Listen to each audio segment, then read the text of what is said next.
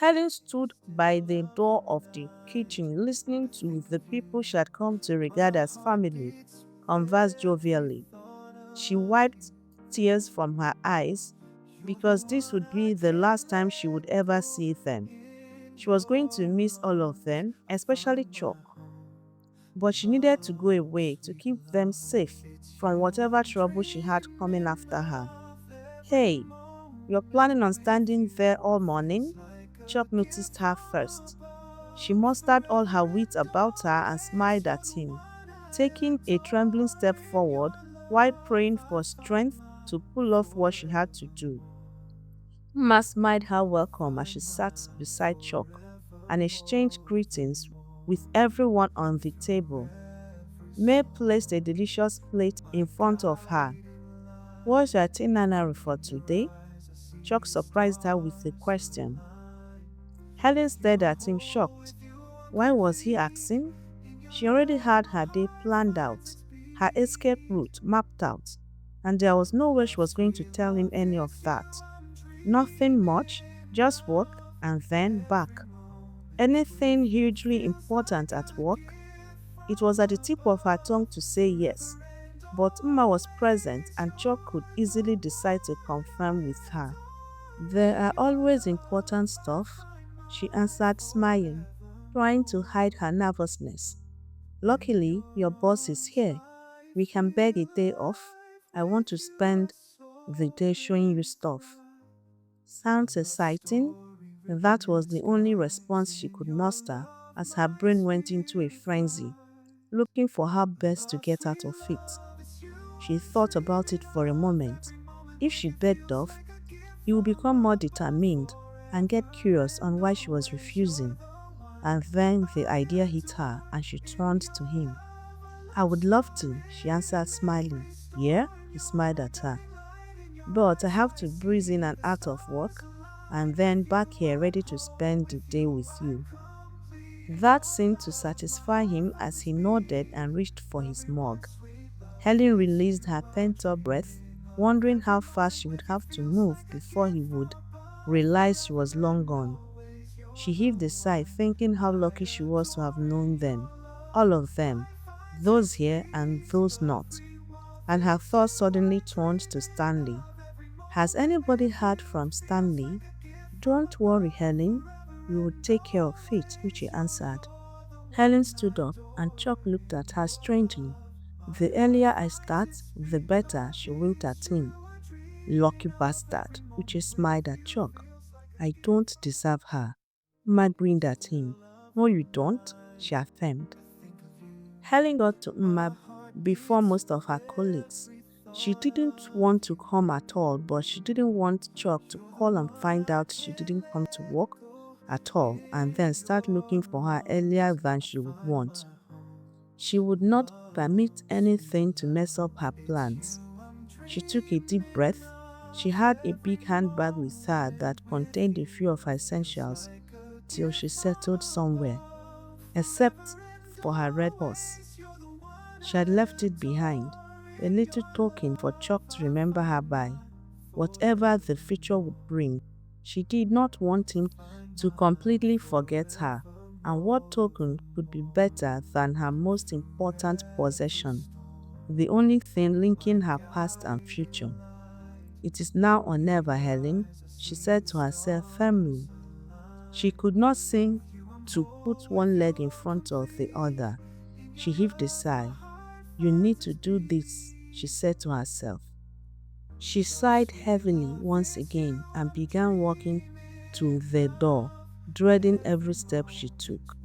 Helen came down from the black Mercedes SUV. Two of Chuck's bodyguards came down also, ready to walk her to the hospital. She wasn't worried about them. Her plan was perfect, and they wouldn't even know when she would leave. She smiled at the nurse at the reception. Good morning. I'm here to see Dr. Ali. Your name? The nurse asked. Helen Jacobs, she answered. The nurse picked up the phone and spoke for a while, and then looked up with a smile at Helen. Do you know her office? Helen nodded. The nurse gestured for her to go ahead. The bodyguards followed her as she walked briskly to the doctor's office. Helen knocked slightly and heard the doctor's call to enter. She turned the doorknob but hesitated and turned to the bodyguards. "You are not thinking of following me into the doctor's office, are you?" "No, ma'am. We'll wait right here for you." She smiled at them and entered alone. She entered the office feeling relieved that the first part of her plan had worked. All that remained was escaping from the MRI room without being detected by the bodyguards. "Good morning, Doc," Helen greeted brightly, but the doctor didn't return her greetings. Rather, she was looking agitated. "Is everything all right, Doc?" "Everything is all right, Kat," someone said from behind her, and she turned and saw him. The faceless face of the man who had haunted her dreams, and it all came back, all of it, flooded back into her mind. Helen took a horrific step backwards. She turned and looked at the doctor with horror, but she was staring back at her with tear-filled eyes. "No, oh please no," she wailed silently. She did not know what she found more horrific, the fact that she was facing death once again, or the revelation of what she was, what she had done. She nearly let out a scream as her heart broke, realizing that she was not worthy of Chuck, not with a past like hers. What to do, she chanted, staring from Al to the doctor once more. "Don't blame the good doctor. She has a family to protect," Al said, grinning. "I have bodyguards just outside this door. One scream and they will be here in lightning speed," she warned fearfully. And her nemesis called Al laughed. "Try that and the good doctor will die first, and her death will be on you." Helen turned back to see the doctor cowering in fear, and then she reasoned. It was possible that they haven't realized she had gotten her memories back. She could go on pretending. Maybe that could keep both of them alive. "Who are you people?" she asked. And the man let out a laugh. He grabbed her by the shoulder before she could move back, choking her. Helen struggled for breath, trying to pry his hands away. "You are killing her," the doctor cried. "Others you might deceive with this pretense of loss of your memory, Pat, but not me. So you want to leave?" He let her go abruptly. "You want the doctor to leave? You will do as I say. And no more pretense of memory loss." "What do you want?" she asked, coughing from the choking, realizing that she couldn't go on pretending that she didn't have her memories. "The flash drive. Where is it?" Al asked. "I don't know what you are talking about," Helen responded.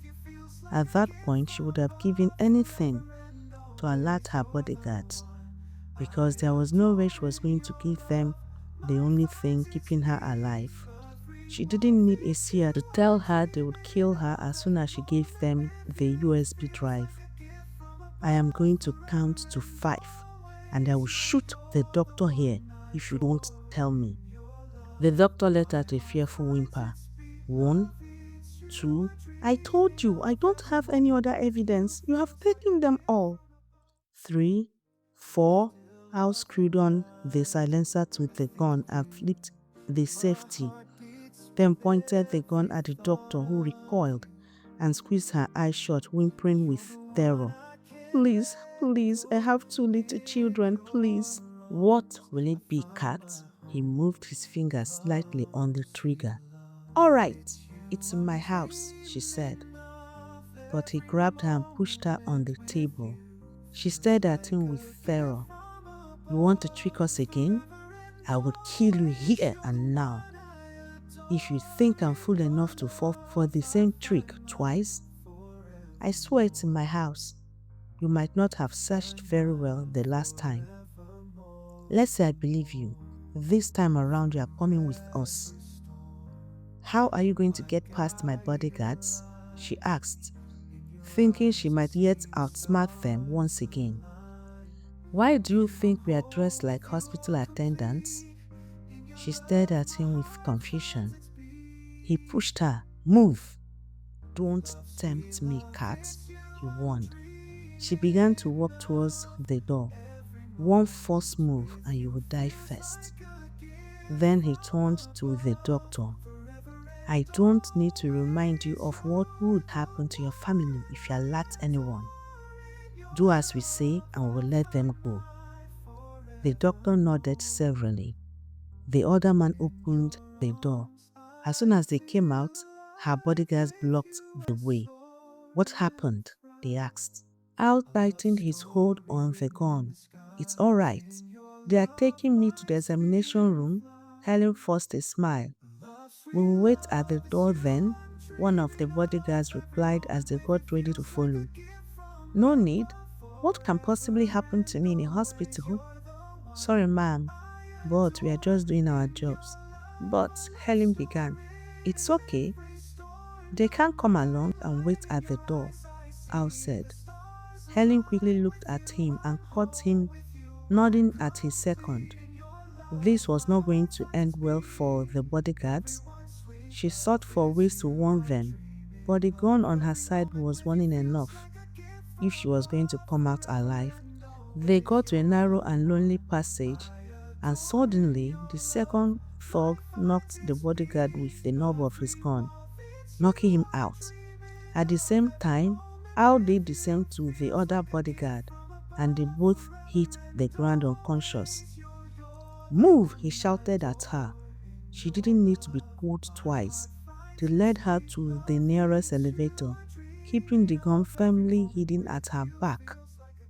As they entered the elevator, a few minutes later, the bodyguards stirred from their unconscious state. "Where did they go?" one asked. "Quick, the car park." They both rushed to the elevator.